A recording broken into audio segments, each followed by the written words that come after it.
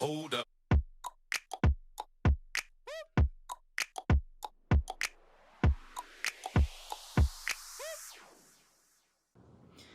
I hope you're having a great day and I hope you're staying safe at home.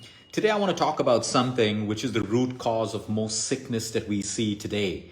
We keep trying to fool ourselves that the more organic food that we eat, or the more that we exercise, the more that we sleep better, the happier and the healthier we are going to be.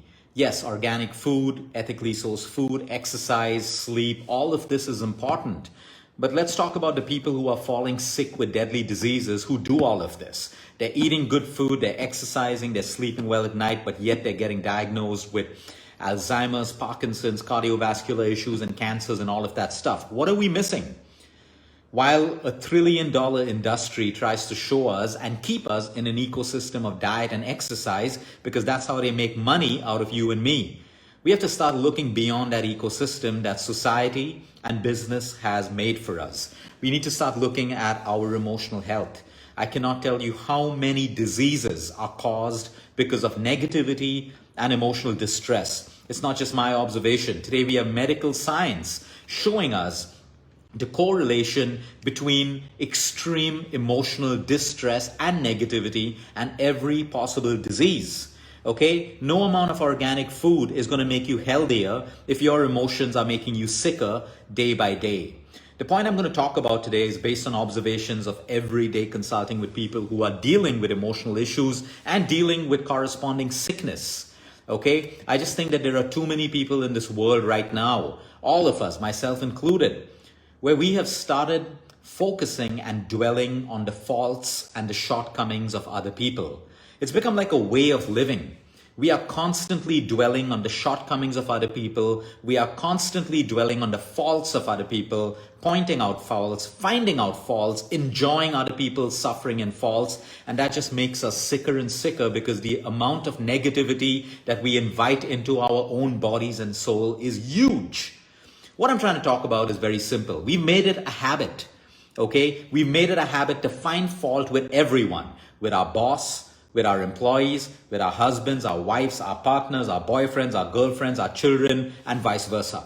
We've made it like a kind of a habit. My first question to you is, are you a saint? Are you perfect? If the answer is no, then we have to start allowing for tolerance. We have to start allowing to accept the fact that nobody is perfect. Everyone will make mistakes. Everyone will have faults. Every single human being on this planet, including spiritual leaders. Everyone has faults. Everyone makes mistakes. But our problem is we dwell on them. We dwell on these faults. We dwell on the shortcomings of people, and that only makes our life more and more miserable.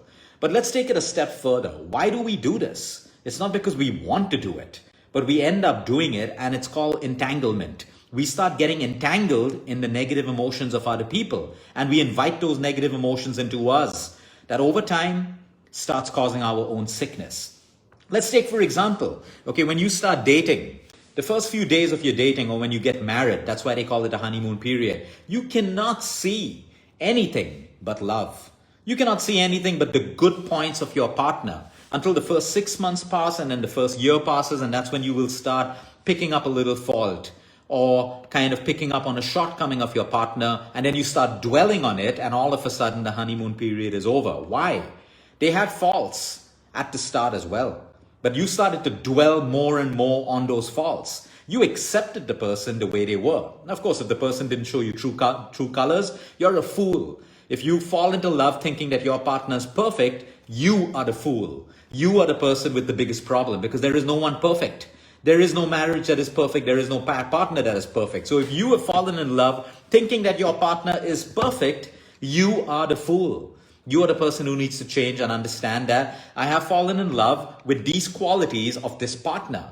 Now I can accept them, but I also need to know and be smart to accept the shortcomings and faults which exist, which will exist, and which will come out. No one shows you their true colors in the beginning. No one, which is why they called it a honeymoon period. And it usually ends for most people, not everyone. Why? Because we start to dwell on the shortcomings, or we start to pick up the faults of that person, which we could never see when we fell in love at the first point.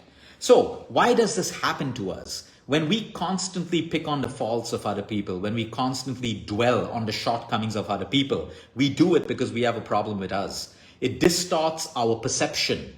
We inaccurately see ourselves as superior whenever we keep finding faults in other people, or whenever we keep dwelling on the shortcomings of other people. So we preoccupy ourselves with other people's weaknesses, with other people's shortcomings. We talk about it, we bitch about it, we dwell on it. We preoccupy ourselves with this. Why do we do that? We do that because it distracts our attention away from our own faults, from our own imperfections.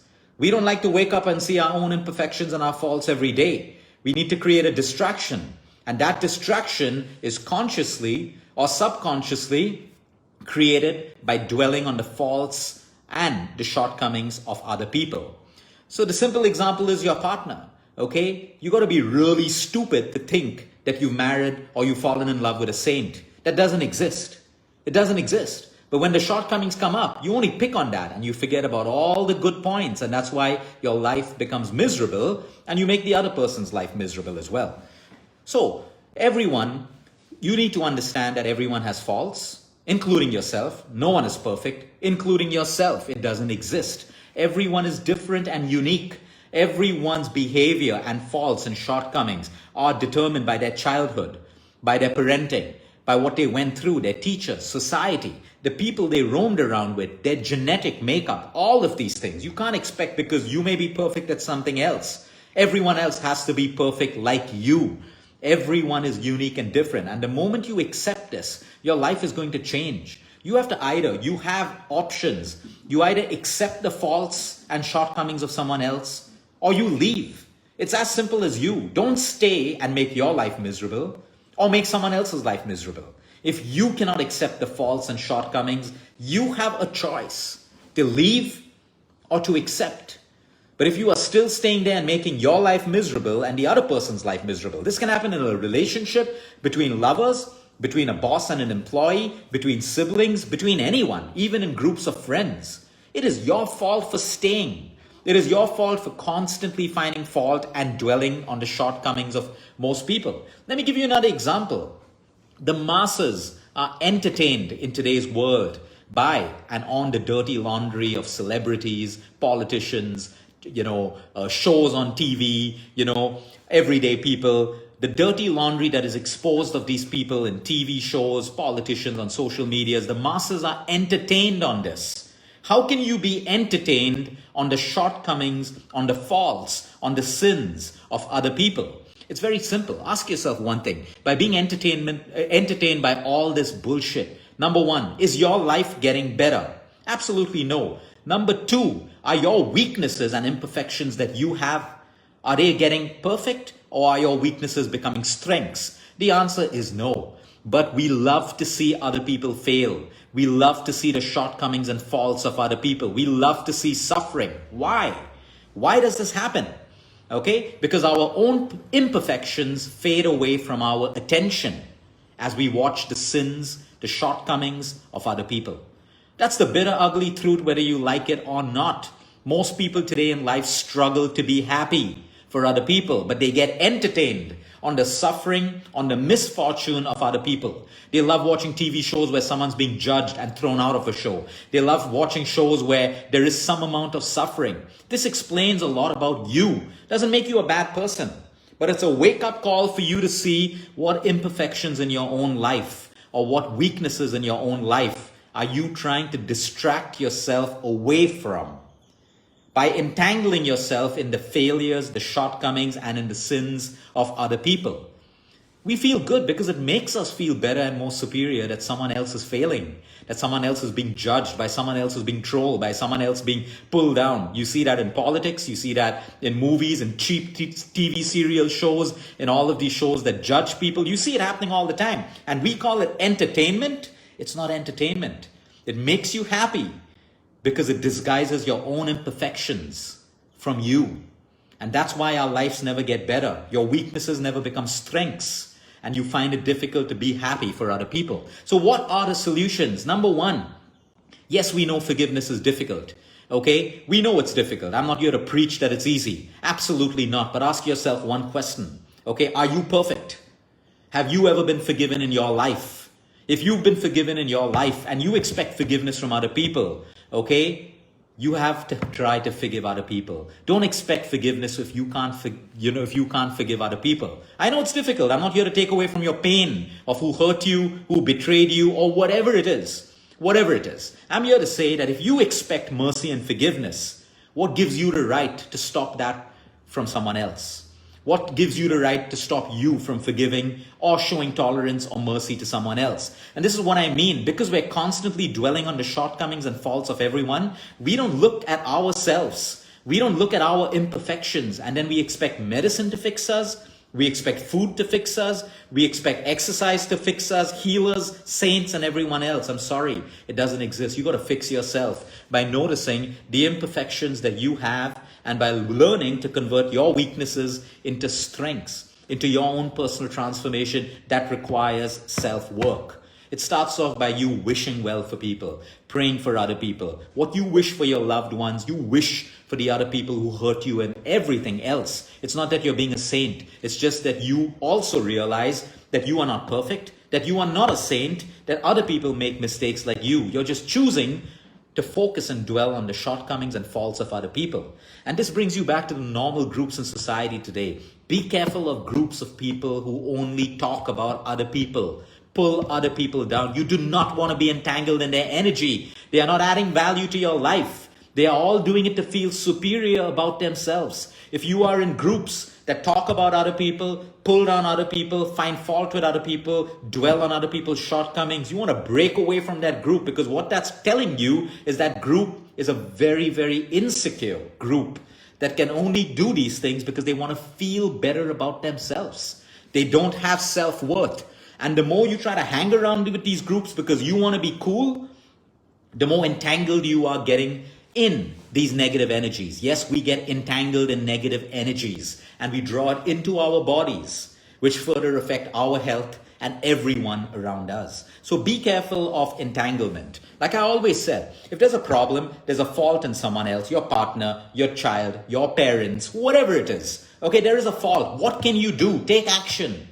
Take some action, whatever the action is, whether it's drastic or it's not drastic. But if you're not taking action and you continue to dwell in your own misery of blame, complaint, fault finding, and all of that crap, you are the loser and it is your fault. There are just too many people out there suffering because they've built their own little victim holes where they try to cry out from those victim holes every day, blaming the entire world, but not looking at what they should be doing. And that's the bitter, ugly truth. Like I said, I'm not here to take away from your pain and suffering. I know it's difficult for everyone. Everyone's different. Some people can overcome it quickly. Some people take time. My point is, you got to start taking that action as quickly as possible. Because being a victim or dwelling on someone else's shortcomings and fault findings is not going to make your life better in any way. A little bit of superiority. But does superiority in our lives give us anything tangible that can add value to our life? Absolutely not. Just a fake sense of feeling good because it fuels the ego and the pride. So I think we need to take control of our own emotional health.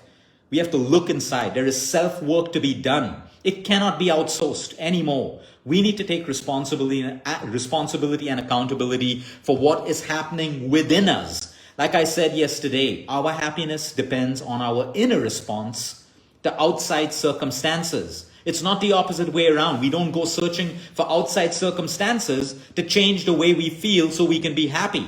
It is our inner response to our outer world. I can put 10 people in a room with 10 problems, and all 10 people will have different views of this problem. Some of them will see it as sad. Some of them will see it as, okay, I can deal with it. Some of them will see it as challenge. What does that tell you?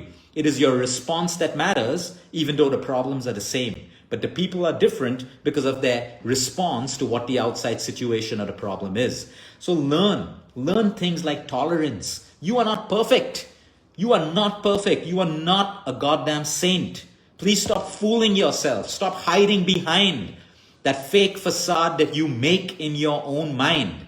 And when you drop that facade and you realize that you have imperfections, focus on that. But don't use other people's shortcomings and imperfections to create a distraction between your attention and your faults and your shortcomings. Because when you're aware of it, you can correct it, you can take action. No one wants to take action because no one wants to accept that they are imperfect. And there is nothing wrong with being imperfect. There is absolutely nothing wrong as long as we take the right action. Have a great day, everyone. Until next time, eat smart, move more, sleep right, and breathe deep.